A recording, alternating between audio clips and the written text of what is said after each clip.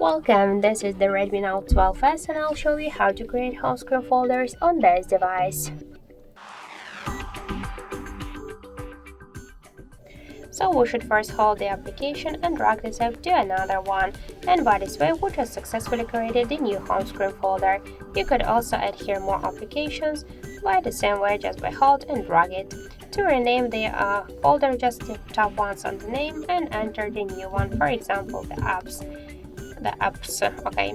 Also, if you want to edit the folder, just you should hold it, tap to edit icon, and now we could switch the size of this folder from the regular to enlarge and to XXL. Just if you want to remove the application from here, you should just hold it and drag it to the home screen. So let's just make it smaller. So thank you for watching, and if you find this video helpful, leave thumbs up and subscribe our channel.